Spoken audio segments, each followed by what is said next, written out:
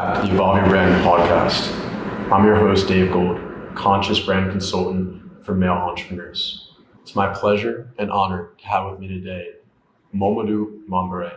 He's from Ghana, and we've met here in Tulum.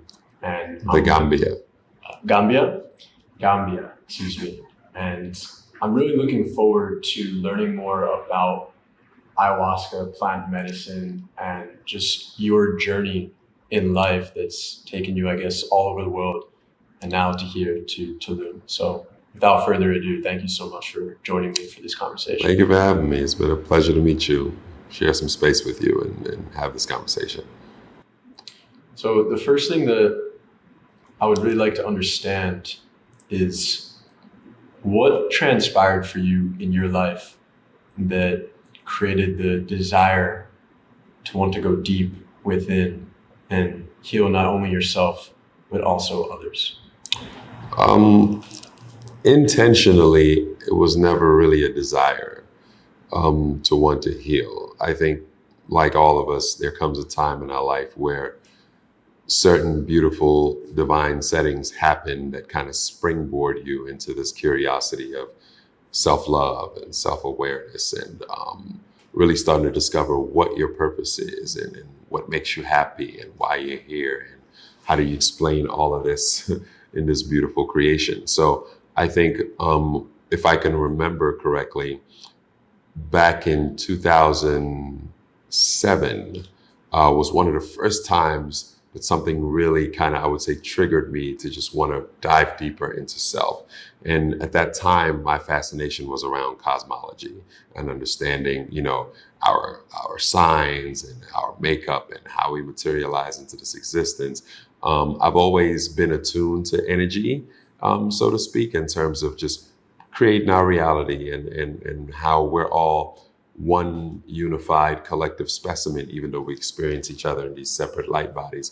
I've always, as long as I can remember, been fascinated about that. But 2007, in life, when these growth moments happen, it's usually some major change that triggers it, right? So for many people, it can be a change in job, change in relationship, just something that rocks your world to the core to where you stop focusing on external validations and more go within. So 2007, I was in college at the time.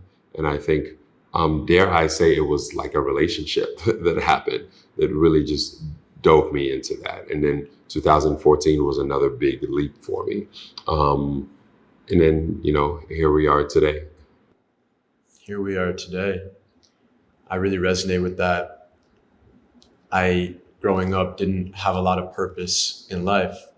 And it wasn't until I broke free from the society that I grew up in, the American society, that I started to see that even though the narrative or the agenda is we're different, we have different nationalities, colors of our skin, religions, the more that I started to meet people and learn about culture, I started to see how we have so much commonality between us. And what was really fascinating for me in one of my most profound plant medicine experiences with Bufo, which is 5-MeO-DMT, I really started to see that everything in my life that has happened was leading up to provide me lessons and experiences to help me to deepen the gratitude for this experience in life.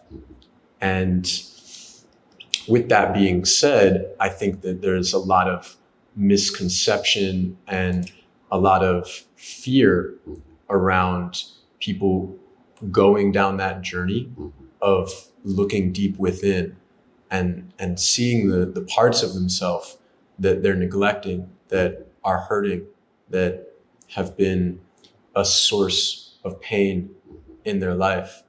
And so what I'd like to do now is really talk about, because you have a lot of wisdom around plant medicine. So what would you say is the ultimate goal of someone coming to do a plant medicine ceremony like ayahuasca? Well, hopefully the goal is to be open and to learn. I always say there's no mastery in the work with the sacred medicines, only more surrender. And I say that because with each layer, it's so profound in what you discover that really just triggers your memory of what you already know deep in your soul. That's why it's so profound for people, right? Not that they just learn something outside of themselves, even if they express it that way. What it really is a deep found memory of just what the essence of source is in its full capacity. Aside from what we're used to being conditioned to, which is being trapped by our mind and trapped by emotions and living according to all of those conditionings. So when you speak of the trepidation that happens and with, everybody's skepticism or the fear, a lot of times that's just external noise and chatter. And I like to think the divine setup in the portal doorways to the journey with these medicines is actually really protected and sacred in that same container. Because if someone's at a point where the skepticism overpowers the will to really want to dive deep and focus on themselves, they'll be distracted by the noise and by the outside talk of, it's taboo and you shouldn't do this. Or the most popular one, which is like, well, I know plenty of people that done psychedelics and they're still messed up in life, or whatever the case is. So I think the ultimate goal should be self-discovery. But I think also when you follow your guidance and you make sure that the calling is something you actually receive to go into these processes, then you're in alignment with where you are in life and the pace of the awakening you're supposed to have. Because all in all, it's all perfect, right? So knowing that you have the call, I think, is the best way to go about it. Sure, some people slip into their beginning of their awakening process, and that's one thing. But I think, if you don't learn to respect the sanctity and the sacred space of the medicine and its power, if you dive into the work, you learn to respect it. The fear can be normal. It's like taking a bungee jump. You'll be liberated once you fly and you'll experience something you never have and you'll experience you can do it. But before you jump, your mind's going to come up with every rationale to protect you and keep you safe by saying, don't go in that space. That's unfamiliar. That's not safe. We don't know that. Because the mind can only repeat what it's known and what it's learned. But there's a yearning that the soul has for expansion and for learning that will take that place. But it's important to be in the right vibration. I always say, even when people come to ceremony, that you'll always see at the level of light that you're at. You'll always see at the level of frequency that you're at.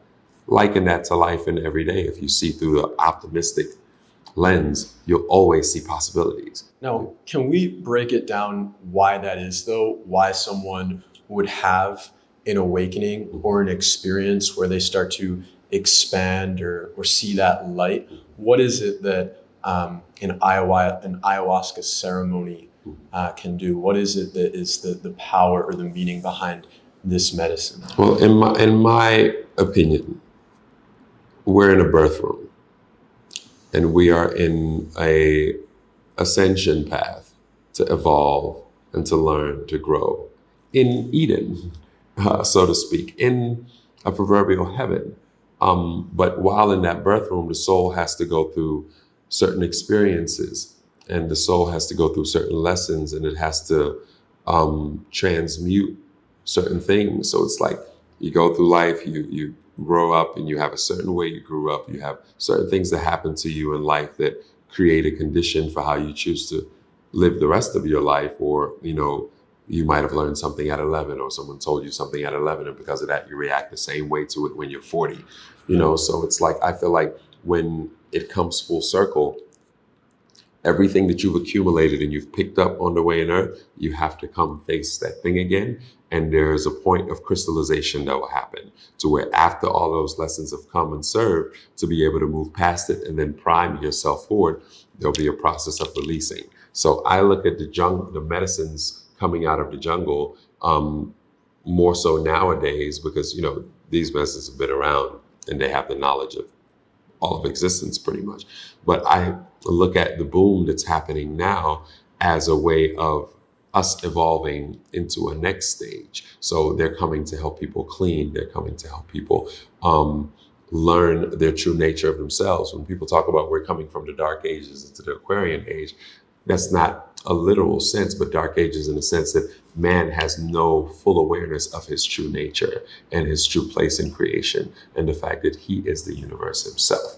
Because, like you said, the illusion of separation and the days we live in is so well preserved by all of the chemicals, not just the air, not just the food, not just the consumption and what we take as programming, but the lotions, the deodorant, the lipstick, everything is of a chemical compound. And the further we use all of these external things that have been brought by this commercial industrial era, we're not aware how it keeps us in a brain fog to where we can't fully think clear. So when you do a diet with the plants and you really go deep with some of the master plants, and they take you back to your core and you shed certain things that you use, then you really learn the wisdom of the plants taking you back to your roots. So the purpose to me of the medicines is to come and do a cleansing and a crystallization of the mind, the body, the heart, the soul, coming to terms with how those different energy centers feel and shedding all the dense vibrations that you no longer need anymore, shedding all the lessons that you've carried up until this point that are not going to serve you in where you're headed moving forward, because we're moving into this, what people would just casually say, a 5D consciousness, but where, telepathy is going to start being activated more, and there's going to be a world more of ideas than a world of tangible material things that require for us to build and find a safety net in some kind of security. So it's a different time we're moving into. Really interesting. So what I'd like to understand a little bit more is, what is ayahuasca, and what are the different types of ayahuasca or experiences that you could have with ayahuasca? Because I know you were telling me a few days ago that it would be a very different experience if you were to do it in Colombia versus in Peru. So can you expand a little bit upon that? The place, not so, because again, everyone's door, you never know where it's going to come from. So the place, I don't think as a, obviously when people go to do these experiences, the first thought of control is like, no, I got to go to Peru, I got to hike Machu Picchu, and I got to go to, Pucallpa, and I got to do it there. Like, I'm looking for the authentic such and such and such and such, which I think is noble because it makes you want to do it the right way from those who hold the wisdom of it multi-generationally. But that's why I always say the call is the most important, because when the call happens, it'll meet you where you are. I wouldn't have imagined my door would have come through, even though I've been to Peru, I wouldn't have imagined my door would have come through Mexico, but it was the perfect door, and my title was the perfect one, for me at the time, even though I sit with all of the tribes. So ayahuasca, this beautiful master teacher, she's a spirit. She's a real live, living spirit that's here to help, and raise the consciousness of humanity among who knows many other things and purposes, right? But essentially it's a vine called Hápe in the Amazon, and the vine holds the mother spirit itself. And then there's the chacruna leaves, which have the dimethyltryptamine, which has the DMT properties. So when you mix the two, that's what makes up the ayahuasca brew. So everything in life is a physical substance, is DMT, and the most heightened times when we feel that in our lives is when we're born and the spirit comes into the vessel, and then when we transition. And naturally, our body has certain things in our gut that prevent us from being able to have too much of a DMT transmission, because otherwise we wouldn't be able to stay stable in this 3D realm. So when you mix the brew, the Hápe has certain things that allow you to take in excess amount of DMT while still kind of being stable here. Even though, I try to shy away from using the word psychedelic and hallucinogen, because the most common conception generally when you hear that, it's like, it sounds a little unnatural. Like recreational. Like, sounds recreational. What's the difference? Unnatural. What's the difference in your opinion between like recreationally taking a plant medicine or drug or psychedelic versus doing a therapy, a healing with the medicine? Well, the difference is your intention. Because some people, they like to take it upon themselves to be their own mad scientists. So they'll discover something and be like, okay, well, I know the properties. So if that's how you have to learn, cool. You'll still learn your lesson at the door end. But I think the difference that I've learned is that there's a difference between taking the substance and letting the substance work with you, and a difference between being in a facilitated space where someone is masterful and has a connection with the plants and with the spirit to be able to bring about the whole spirit of the plant itself into the room. When you do a diet with the medicines, sometimes you'll take ayahuasca often in a smaller dosage. There are days where you'll take the medicine and nothing. Then there are days where you take just a little bit and you're out of there. I've heard that before. Someone's told me that their first experience, they went really deep, and then the second one, they weren't really feeling it. So they asked for a little bit more, and it took them off into a really powerful We journey. make a joke in ceremony, say, if you don't know that you need more medicine, it's because you need more. So, and that sounds counter to the noise that you hear people say, no, well, you don't want to do too many of these things. My answer is, you drink enough. There's no faking the funk when you're in the work itself. It's very different from the noise on the outside. It says, oh, some people are just going back to the medicines and they're going back to the medicines. And obviously different medicines are different. Like Aya, you can't put in a category with anything else. She is the master plant. There are other super masterful plants and medicines, but Aya particularly, is in a league of her own, in my opinion.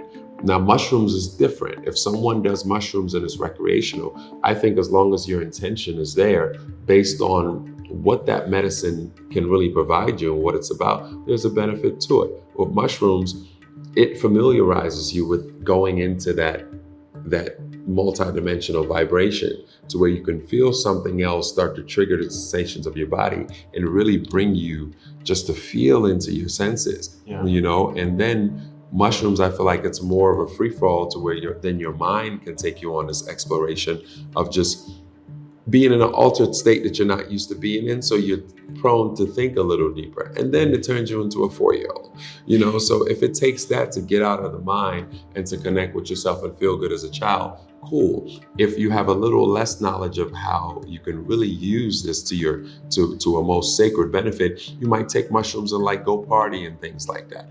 For me, I don't judge it at all, because whatever it takes for a person to connect, everybody has their different motives. But if you are aware and then be responsible and use it for how sacred it actually is, because the level of the profoundness within that type of container is going to take you way beyond than just taking it recreationally. I'm not a fan of microdosing mushrooms. I've taken a full mushroom journey and I've microdosed it a couple times. But when I do that with the intention, then is to go to instrumentation and play music and feel it open the voice up more and appreciate Creative activation.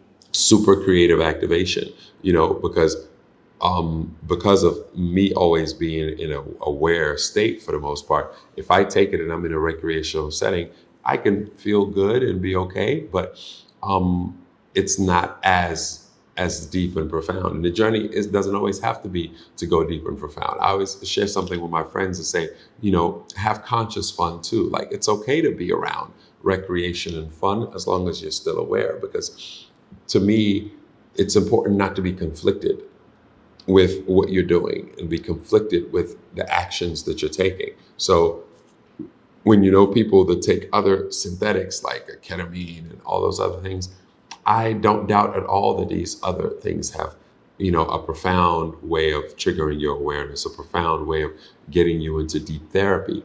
So if that's your intention to get therapy, cool. But then if you use it as a numbing agent, these medicines will give you a lot of information and they'll show you where you are and they'll give you profound insight.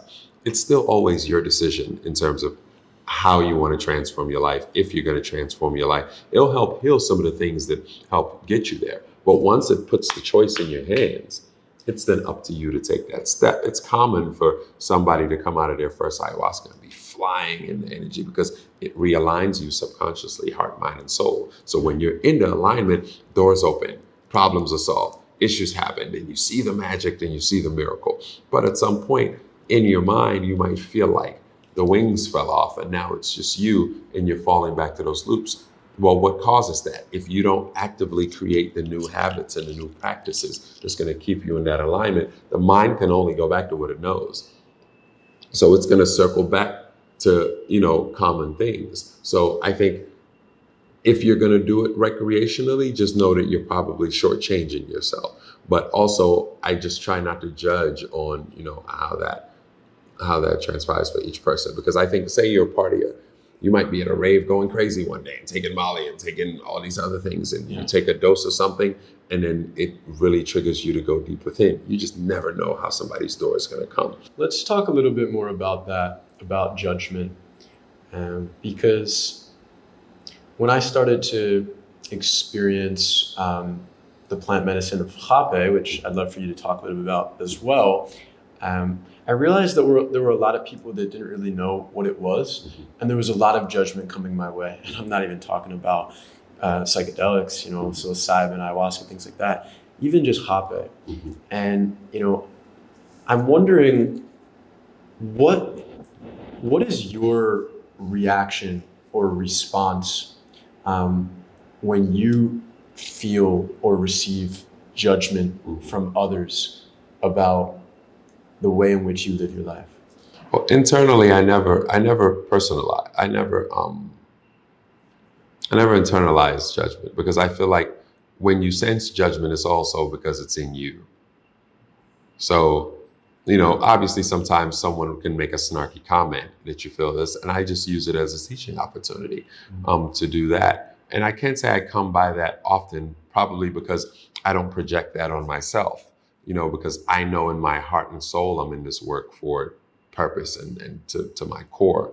But when I witness it, when someone is a little ignorant of a subject, it's easy to judge. I mean, show Hápe to somebody who knows nothing about plant medicine, and you show them shooting something up your nose, they're immediately thinking, they're going to associate that with, okay, you're snorting something. People snort like cocaine, and people snort all these other things. So that's crazy. Or they might see you do it, and they might have a good understanding of what it is, but see that you do it often, and they're judging like, oh my God, y'all have found something else to now, make a habit, or something else to use to desensitize.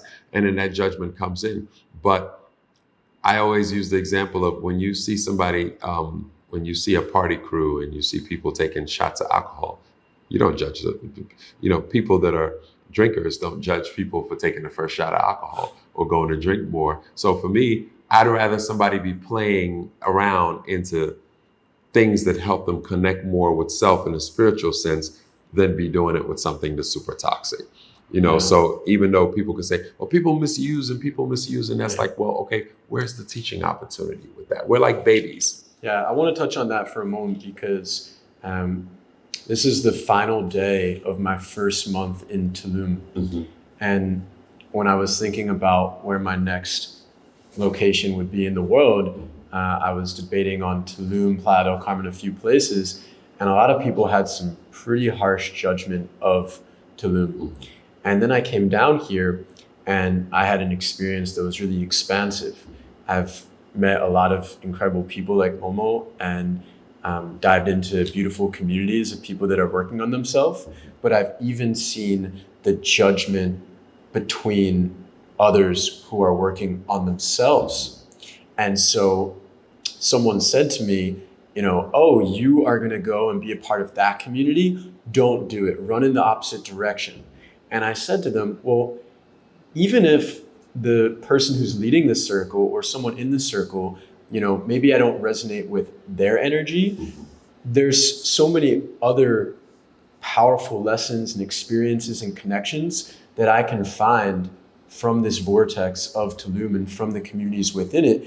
And even more than that, maybe that person, even though they're perfectly imperfect, is creating more light in the world.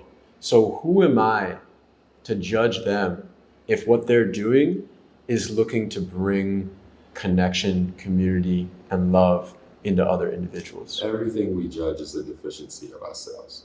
You made a comment earlier about people not wanting to see into themselves. It's easier to look on the outside and go and point fingers. But with these journeys, I think you might have taken a peek into the fact that this external world is just a reaction of our internal nervous system. We witness ourselves as separate. But when you zoom out, that's not what's actually happening. So when you see something, if your judgment, again, is greater than you coming from a pure place of empathy and understanding and wisdom and the ability to truly see people, not for what your standard of what mastery is or what your standard of what someone who's knowledgeable is, then you'll know you can learn from everybody. Because in a sense, that's an elitist mindset. When you walk out there and you see the Mayans that live on this land, and you see we live in this beautiful developed area, but right across the street, where they built over where they used to live in the place they call Invasion. If you drive by there and you look at those people and you think down on them, you could never be open to learn the wisdom you can gain from them. So if in your mind, you can only gain wisdom from someone that's to your standard kind of thing, guess what? If you're not operating in the full spectrum of the divine love, then you'll box yourself very small into what you can learn. So when you go into a space, you should be open to be able to learn from it. You can move in and out of every space if you don't carry judgment in your heart, if you don't care. And then you can filter what's for you or what isn't for you. But if the purpose and the intention is truly wisdom, you'll see how you can learn from everything. So when people see that, they just are projecting the fear of what they see in terms of, oh, people can go and they can get trapped in this loose. Like a friend of mine always says, why are these people taking combo, like combo after combo after combo after combo? Like, what are you healing? Listen, this stuff happens in layers and it doesn't happen overnight for all sorts of people. So sometimes if it turns into a numbing agent for some folks and they want to kind of come out of that and loop it, that's what it might take for some people. Some people do it once and they'll never have to do it again. So I think that judgment, again, is just another limitation we put on ourselves when we come from that lens. So really, when I see people do that, I actually feel for them a little bit. Because when I see that, I don't take it personally. I know it's just coming from their lack of understanding of a fool. And then what's even bigger, people who are healers themselves that then look and are quick to judge and snort their nose down on what they call all the new fake spirituality. Yeah, healers, people, coaches, yoga teachers, the whole nine. So and anytime I see somebody who's a healer, yoga teacher, consultant, mentor, and I see them say, yeah, Tulum has changed now. It's not this because all the new fake people come. And I'm like, why is there purpose for healing in the first place? If everyone was perfect, what would be a need to do healing work for? If everyone had it all together and had the full spectrum, what would be the purpose of you being gifted and learning how to teach? So when you witness something that you feel isn't that, you have two choices. You can either judge it and point your nose at it and what it's not, and walk away and not even realize that's a deficiency in you. Or you can say, where's the learning or teaching opportunity in this? So let's say that someone decides to overcome their judgment and go on a journey with plant medicine. How should they decide to choose the healer or facilitator? And what is the importance of integration after the work? It's everything. Integration is everything. The healer and the teacher and the path and the door will choose you. You don't have to actively find any of that. I've watched thousands of people walk into their ceremony experience. And you know what always happens? The minute they're like, you know what, I think I'm ready. There's a door right there. The minute you are ready within yourself, the door will show up. So the discernment, though, when you're in that space, is trusting yourself and trusting your guidance and making sure you don't come from judgment and that something will usher you in. Because, many people come by, like, I'll give you an example. I sit Shipibo style often, and that's the door. Shipibo? Shipibo is a tribe in Peru that work with the ayahuasca medicine. There are many different tribes that work with the medicine throughout, those parts of the Americas. But I also... episode got cut off right when he started talking about sitting Shipibo style. So why don't we pick up where we left off, and what does that mean to you to sit Shipibo style? Well, for me, honestly, it was an honor to connect so well to the vibrations of the Shipibo maestros and maestras. At first, I didn't, when you come into the medicine through a calling, unless you've spent a lot of time doing your YouTubes and your research and everything, you really don't know what the difference of anything is. I just know that back then my entry point into sitting with the medicine was right at home. It felt very at home for me, from the vibration and the frequencies of the Icaros. But then as I come to have sat with more of the tribes over time, I do have a point of connection with all of them. That it's still all the medicine, right? The medicine's the medicine, but there's still a different frequency and a vibration of the people, the taitas, the energy, the spirit, all in all. So I personally, I love it, because we really go into the depths of the work, as I'm sure everyone in this work does. But yeah, it's its own thing, So when we were heading out there in the van, I was a bit nervous. I wasn't sure what to expect. And one thing that you said to me was, no matter what happens in the first part of the ceremony, be open to continue to going deeper. And so after the ceremony began and I went outside by the fire, someone came and sat with me who had the same name of my grandmother. And it really spoke to me. And it led me inside to continue on the journey of the intention that I set out for this first ceremony. And in this ceremony, a lot was unveiled to me about what I can achieve in my life in terms of my relationship with my family, in terms of the abundance that I can create and that is all around me.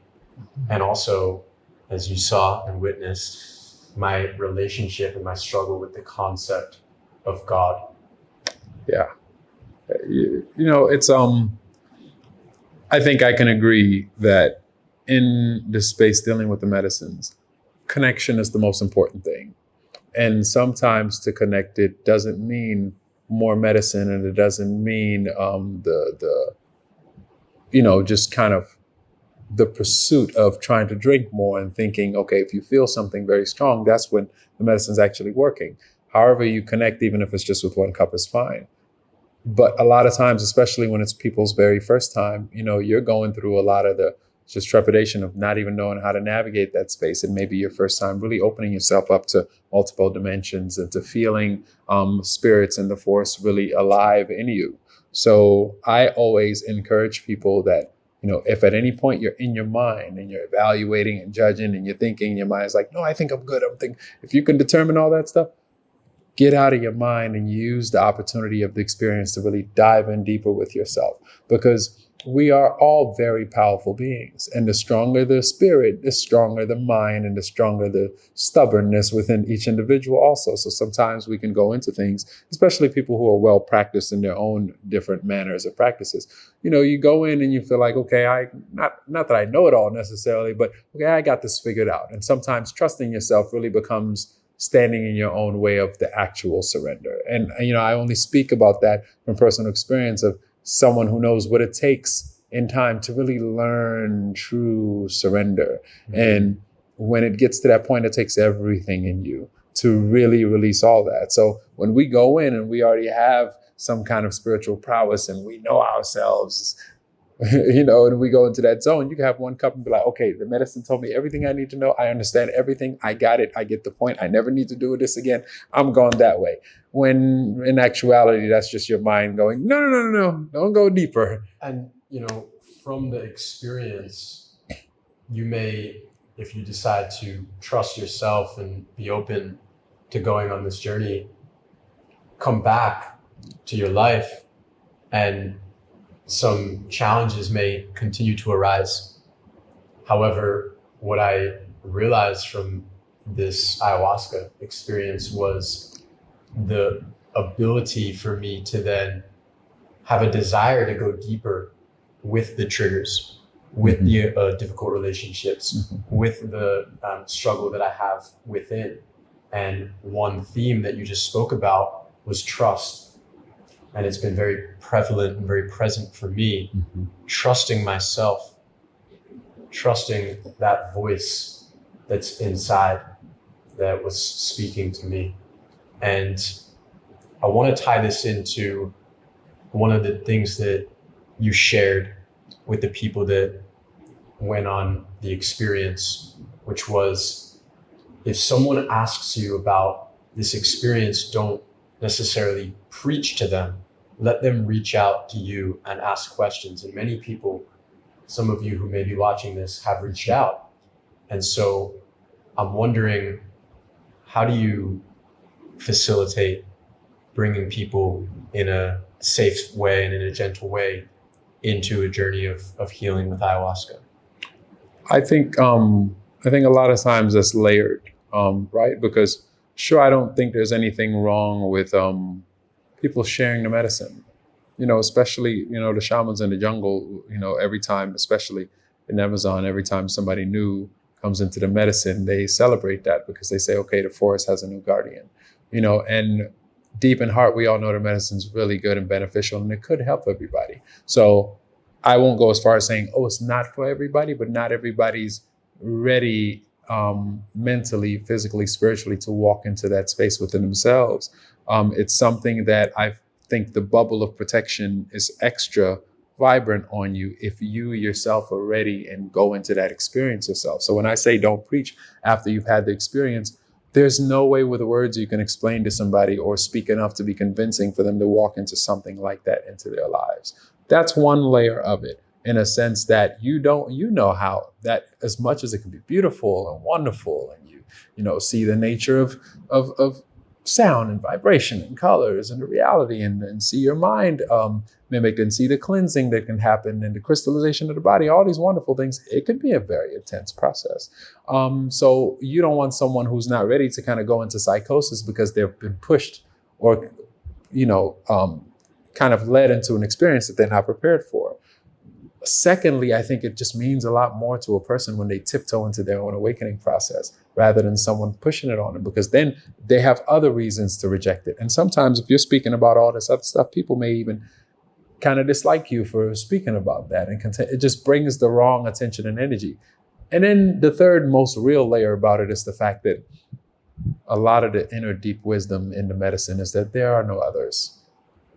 This is just you. In a sense that there's no need to do any preaching. The way we're all interconnected in this beautiful electrical energy grid and stimulation and divine God force, all it is that you're the point, you're the neo point.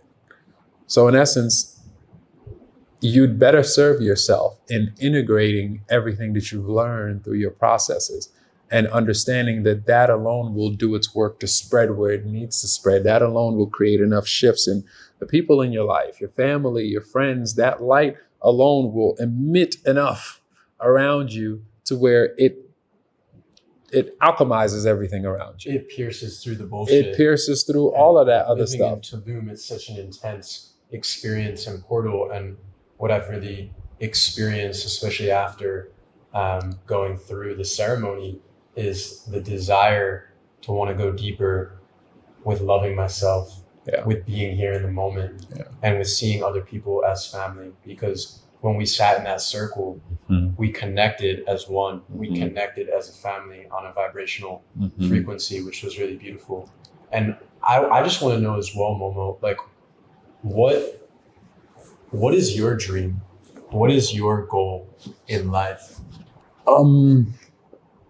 Man, I think I'm living the dream and living in the dream. And I say that to say the only thing that my heart has really ever truly yearned for of substance is that unity and that union with God and that union with self. And for me, that's all encompassing of all of life's experiences, because I feel like every search in life, before you really redirect yourself to that, it's about that at its pure core. The search for love, the search for security, the search for financial wealth, the search for safety, the search for community, the search, all of that stuff comes back to to the search for a safety, trust, and knowing that we come from source, and to source, we belong to that source that is all loving and is all expansive. Because when we're living in our unconscious days, we all believe in a higher power, and we all believe in faith, but there's a part of us that feels disconnected from that because it's still something that we're hoping is true. So then, according to whatever programming our current world we live in and what milestones those put as worthy goals, like, okay, grow up, which is wonderful things I believe in life, like have a family, find a profession, and do good by people, like all of these things that are worth living. But at the end of the day, there is that mortality at the end of the road. So a lot of times, if you don't go by that perfect blueprint, you're busying yourself around and just hoping to God that when all this is said and done, it's actually going somewhere and it actually means something. So for me, when I believed fully in the higher power before that, but there's a knowing that came after that's completely undeniable, that once that happened, it was just like, okay, I'm good. I'm like, I know I'm of God and I belong of God. So everything else in life is just an extra. Everything else is just icing on the cake. There's no higher. So I don't have a goal, if I'm to be honest. Sure, world peace, and I want all people to be happy. But then there's a wisdom in understanding why the world's the way it is and why this whole simulation set the way it is and how that divinity is perfect. That's why I like to call it like soul school. No, the earth is like a birth room. It's like we come here to have these experiences in this vessel to learn to then overcome them. And then the test will see if you follow the higher divine nature, and the order experiment will see if you follow the lower nature. It will see if you learn to listen to yourself and right action, or if you don't, and this whole nuance of the inner game of it. But at everything's core, for me, my dream would be I think when I woke up into this reality, I was like, okay, this was my dream, to know that this was real. This was my dream, to know that when you're talking about, oh, God and the angels and the spirit, it's like before where we thought, yeah, that's probably real. No, it's actually way real than you would ever think. How do you believe that you can, change the world or support others? And if others feel called to reach out to you, how can they do so? I don't think I desire to change the world, because I think in my understanding of it also, like, let's change ourselves first. Man, that's the task. Because this same integration and programming that we're talking about, to like see the life in the ceremony and see beyond the veil and then come back to the daily life, like that's where the work is. Because that's where the work is, to embody that trust. That's where the work is, to do the right action that's actually going to lead you towards what you desire and what you want and what you dream anyway. So for me, changing the world comes to changing the self. Therefore, I can live through that authentic experience and then share that with others from that point. Mm-hmm. Now, as far as people who are interested in doing the ceremony, I would say, sure, reach out to me, find me on his tags and everything. But specifically for medicine, when that door comes for you, it will come and it will show you where your door is. I'm sure when you came and you started talking to people and everything, I'm sure at some point in your life you thought, okay, maybe I might go through an experience like that. But you didn't know that right there, like an Easter egg, right in front of your eyes, this casual conversations you were having, from going to the men's group to this, that, and the third, it would lead, the moment would appear. So I think if it's in your heart, whatever's in your heart that you seek, you shall find. Going back to all scripture has a lot of wisdom in it, when it speaks to those things. Because even in the medicine, the depth that you go through at each layer, at each stage, is always according to one's own heart and one's own truest desires in your heart. Not the one that your mask comes up with, not the one that your well-intentioned self comes up in, not the one that you even unconsciously may want. Like the true things of your heart will start to show its face. So for me, my desire is the same as my creator, which is harmony for all and growth and expansion. But, in the meantime, it's like, just like the don't preach factor. It's like, sure, I was one of those who I would never preach, but you experience something good, you want everyone to have it. If I go to OT, I have a cacao and it's great. I want to tell everybody, hey, you should go to La Valeta and go to OT and have a cacao. It's wonderful. Yeah, but you can't force someone into something. You've got to lead them. It's like you can't. Well, in this case, you I can't choose force not the to horse even. drink. You got to lead them Yeah. to the water. In this case, though, I choose not to even do that because, well, when I started in my own personal journey with medicine, dude, people started coming from everywhere. Yeah. I have no idea who these people were. I don't advertise anywhere. People don't even know me to be in medicine and working with medicine. At the time, it wasn't even that I was part of our medicine family and doing that. I was just following a call every time I had one. But then I feel like Spirit also vets if you are a proper vessel for and a safe door for people to go through. And if you have truth in your heart in that manner. So naturally, even for yourself, I'm sure it's happened. It's now made you a point of attraction for people that are looking for the same medicine. So now how do you make sure you're a safe zone that's for what I that to wanted us happen? to finish on is like, how does this relate to the coaches, consultants, agency owners, and professionals that are looking to attract more love and abundance and peace into their life? I don't think it relates to it. I think if you are a coach in that, well, my own wisdom in coaching and business is two different ways, because obviously there are many different ways you can do things. Someone can be well versed in knowing strategy and knowing marketing and knowing value when it comes to a product or service that they offer, and then knowing how to emotionally or having enough emotional intelligence to know how to cater to their audience and people that will serve and get that to them and make wonderful sales and have a thriving business. When it comes to my own personal philosophy and how that's worked for me before, it's like, well, okay, again, focus on the service factor. Like, if you know what you have is good and it's valuable and it helps people, naturally you help enough people that will help you make abundance of wealth if you monetize that right. Now, in this space per se, not to say I don't think it's something that should be monetized, because everything's an energy exchange. So I don't think there's anything wrong with it. You do a ceremony, you naturally pay for it, and the money goes to the shaman family or whatever, or the title, or whatever the case is. However, people who want to coach in the space, I think as long as you're keeping it rooted in making sure it's not a money grab for a means to an end. So find out. So just, check where this would be my, again, recommendation. You can do this however you choose to do so. I think that's not even just for people that are shamans or working with plant medicine, but I think that's really for any leader or change maker, that if you want to come from a place of purity, from a place sharpen of your love, sword and they will come. Perfect your craft. I give you an example. Say you're a yoga teacher and you've put yourself in front of different audiences, and you've devoted your whole self to be this yoga teacher, and you truly believe in your heart you're a good one. And you do it and one person shows up, and you do it and two people shows up, and do it and five people show up. Say when one person shows up, you don't do the practice perfectly, opposed to when 10 people show up, then you're willing to show out. You're not ready yet.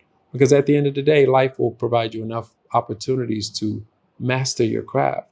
And when you truly master your craft, it doesn't matter how many people are in the room or how many people show, you're still going to do that job very, very well. And at the end of the day, if you do a substantive job, people will show. If it's what you're supposed to be doing, it will end up being fruitful if you stand the test of time and don't quit or don't give it up. So I think with anything, just master your craft, sharpen your sword. My final question to you is, what's been the greatest lesson that ayahuasca has taught you? Trust and do everything from a place of love. Judge nothing, my brother. Life is about the bliss and the abundance and the heaven, but your mind is the same as the creative force of God himself. So wherever you direct your attention is where you'll go. However you choose to see things is how you see them. Whoever you are is what you'll get. The things you judge are always a reflection of a deficiency inside your own self. And many times to teach that wisdom, life will hide the greatest joys and treasures through a lens of something that you would judge. Imagine you came to this experience and you looked at me like, I don't know about this guy. People say this, then the third, but I don't really buy it, yada, yada, yada. Your door is not, I'm not the gatekeeper of that. Your experience might come through another direction somehow anyway. But when you see through the lens of love and trust how you feel and move forward with that godly force, you can't go wrong. Everything opens up. Everything's opened up. And I'll put it as simple as the saying goes, what would Jesus do? In everything in life, what would Jesus do? And that's not to say for those who don't believe in Jesus or have a contention against it, like, look at what I'm saying conceptually. It doesn't matter what your actual belief is on that. What would God do? What would Source I do? myself matter. What would you do if you were operating at your most authentic, honest, and loving self? What's the higher nature of the things asking you to do at every single level?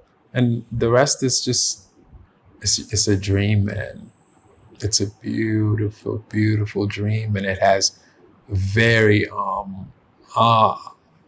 obviously tangible, reasons. And it puts you in situations to where you feel like this is very real. But how else will the spirit gain experience? How else will it gain wisdom? How else will it strengthen? How else will it experience love? How else will it experience change? How else will it experience letting go of things? All these things of the life. I think we really come here just to feel and go through many different experiences. It's like a game. We come into an extension of the body, but also a limitation in senses, just to get to kind of play this role and see if we lead back to our divinity. Because at the end of the day, that's where we're all going anyway. So, this was a lot to take in. Journal, integrate, reach out to Momodou. I'll drop his Instagram in the description of this video. And if you feel called, trust your heart, be open, and thank you. Thank you, my friend. My man.